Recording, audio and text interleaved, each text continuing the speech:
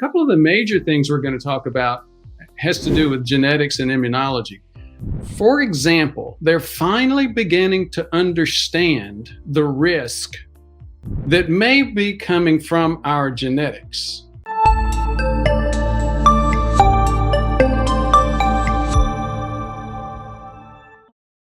So if you think about it, we know for sure that comorbidities and age are clearly major risk factors for getting into COVID-19 if you get coronavirus, SARS-CoV-2 infection.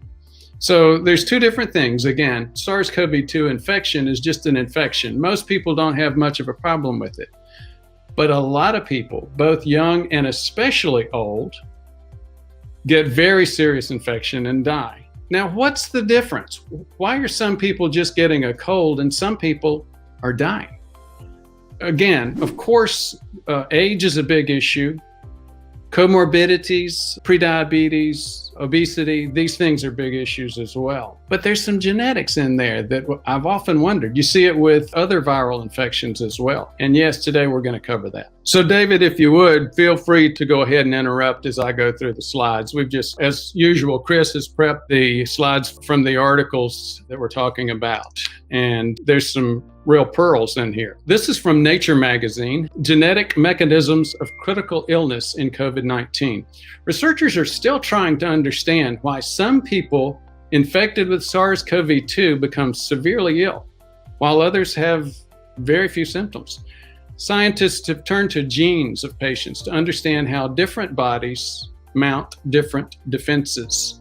On December 11th, 2020, a GWAS study, Genome-Wide Association study by a group called Genomic, was published in Nature, pointing out 5 key genes that can explain why some people get severely sick with COVID-19. I think I am going to have to stop for a brief bunny hole real quick because this term GWAS, Genome-Wide Association Study. David, you and I talked beforehand, there's a couple of concepts that we probably need to take a quick detour just to explain so people don't stay stuck on them and try to get oriented to it. A Genome-Wide Association Study, speaking of getting your head wrapped around it. The first time I tried to understand a GWAS, or Genome-Wide Association Study, it took me hours. I got, as I often do, way too wrapped up in the details. I think one of the simplest, easiest ways to understand this is if you look at the entire genome, then you can start saying, okay, there are certain people in this population, the population of people that ended up in the ICU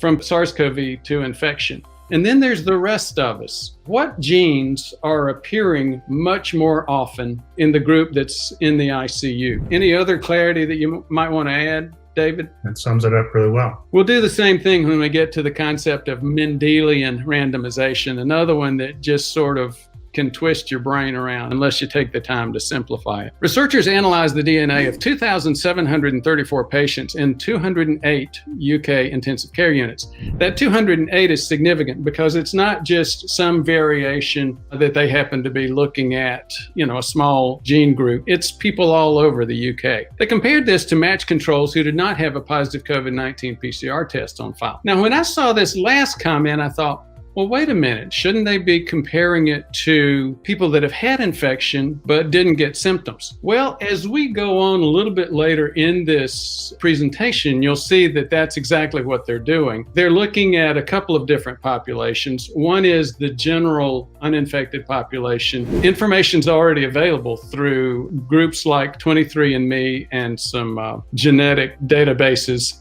specific to the UK. Now, what they're going to be doing, and you'll see this in our little video clip that we show later, they're also clearly wanting to be able to compare what they're finding to other people who have had COVID-19 infection but did not get symptoms.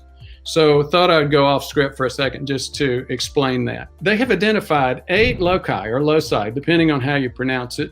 David, do you use loci or loci? Loci. Okay, I'll just yield to your pronunciation. Loci, where variants were more common among the intensive care patients. 5 were in genes linked to the immune system. I'm going to list those genes. Don't get too wrapped up over the technical terms. All they are is just some location specifics. IFNAR2, TYK2, OAS1, DPP9, and CCR2. IFNAR2. IFNAR2 and OAS1 are related to innate viral defenses. It's important in the early stages of COVID-19. IFNAR2 encodes a building block of a receptor for interferons. Interferons act as emergency flares to warn the immune system of an intruder and have been a target for researchers hoping to develop a COVID-19 treatment. OAS1 controls a protein of the same name. It's involved in the body's response to viruses. Now, the other three are related to host-driven inflammatory lung injury, which is a key mechanism of late life-threatening COVID-19. TYK2 and CCR2 encode proteins used in cytokine signaling. Remember the cytokine storm? The cytokine drives inflammation and can lead to lung injury. So as David mentioned that when he was talking earlier about his research in terms of inflammation in the central nervous system or the brain, we were also talking about, obviously, the big difference in terms of danger here is our own immune reaction.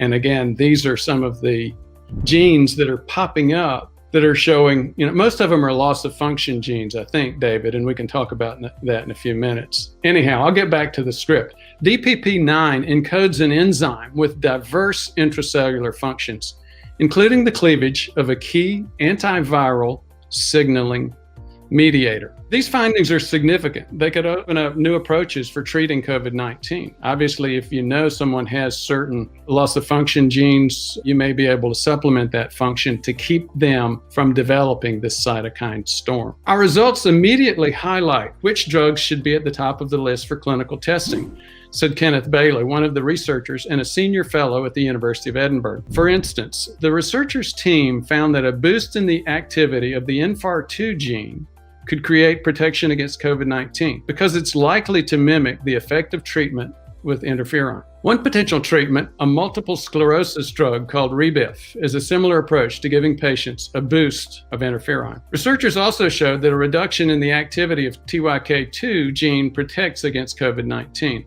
A class of anti-inflammatory drugs called JAK inhibitors, which include Lilly's baricitinib, easy for me to pronounce, produces this effect. Yeah, one of the things I wanted to mention about those 5 genes that were found in that study is 4 out of the 5 are related to the production and the signaling of interferon. So, the IFNAR is a receptor for interferon. The TYK2 is a tyrosine kinase. That tyrosine kinase plays a role in the expression of a variety of different cytokines. So we've talked about the cytokine storm. OAS, that other gene OAS, is induced by interferon. And then CCR2 is a chemokine receptor that is also regulated in one way or another by cytokines. So the central theme for every one of these genes here, with the exception of DPP9, which incidentally has a role in the development of diabetes and plays some role in glucose metabolism, is related to interferon. So interferon is naturally produced protein, chemokine, cytokine, by the part of our immune system that we were all born with. And the things that we typically feel when we have the flu or a virus, like the fatigue, the headache, the fever, the muscle aches, those are all signs of interferon release. When you feel fatigued and you have the back pain and the achiness and the headache, in some ways that's actually a good sign because it means your immune system is working. It's producing interferon in an attempt to fight off the virus. But those are things that we typically associate as having a bad connotation, right? It's like fever is a good thing to a point. The fatigue, all of those things that you feel when you get infected are a good thing in the respect that they're telling us our immune system is working. Problem here is that they get dysregulated, right? You don't produce enough interferon, or you don't produce the receptor to engage the interferon, or you don't produce the protein that's regulated by interferon. So the central focus in this paper, from my read of it, is a inability to properly use and produce interferon in a fight against the virus. A comment and a question. The comment is for the viewers. Now I think you may see why I was excited to get David on board. He is just a wealth, a database of information that at first may sound a little bit unique or even trivial, but once you start digging into it and listening, you begin to connect dots that make a big difference in terms of our understanding of what we're dealing with. So thanks for that comment.